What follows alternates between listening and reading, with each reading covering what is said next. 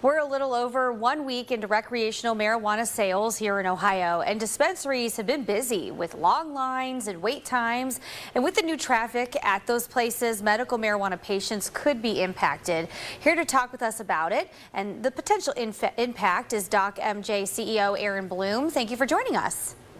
Hi, Lindsay. Thanks so much for having me. Yes, now that Ohio has recreational sales underway, is there a possibility the need for maybe those medical programs to be diminished? No, I don't think so. I think with the start of recreational sales, the medical program becomes even more important.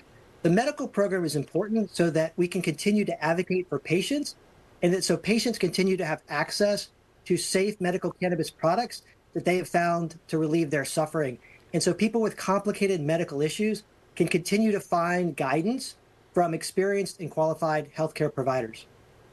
Now, what have you been seeing since the recreational sales started? Have you seen maybe longer wait times for those who have the medical card?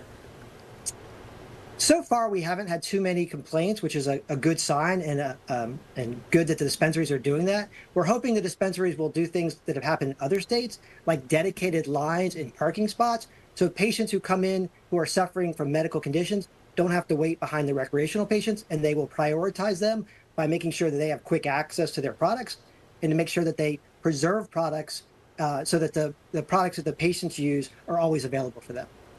And I mentioned at the start, these recreational sales, they just started within the last week. We've seen long lines. I was on 422 in Warren and saw a long line there. So people are interested in the products, but a lot of medical marijuana patients, they've been relying on these places for years now. So what can be done to ensure that they're not going to get boxed out? What are some of the businesses doing that you're hearing about that's working for them?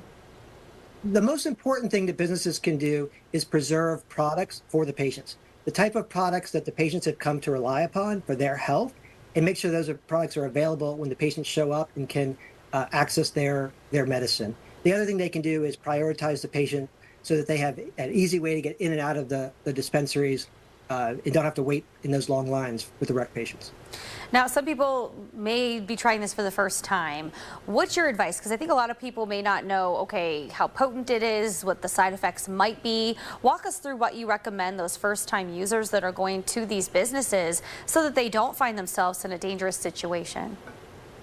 It's important that first-time users start low and go slow and be aware that there will be a psychoactive effect. And so until they're comfortable with the medication or with the rec product, that they are careful what they're doing. Okay. And have you heard any other concerns among the medical programs that maybe people say, well, what about the prices? Have you seen any discrepancies between maybe the price of the recreational version versus the medical, or is there still an advantage to have that medical card? The advantage financially is, as a medical patient, you aren't required to pay state sales tax for the extra 10% that the recreational patients pay. So there is an economic benefit to patients who are using it medically to go through the medical program when they purchase medical cannabis. And now that you've seen the excitement after the launch, what is the anticipation and the outlook on how popular and strong the sales will be as we move throughout the rest of this year and into next year? Certainly there's a lot of excitement and a lot of curious people who will try it. And so we hope that people will try it responsibly. And we also think that many people will try it as recreational users and find medicinal benefits as well and become patients. Interesting. All right. Well, definitely something that's new in Ohio. Now that this is launched, we have so many questions and we're monitoring it as it rolls out. So thank you for joining us, Aaron. Thank you for having me.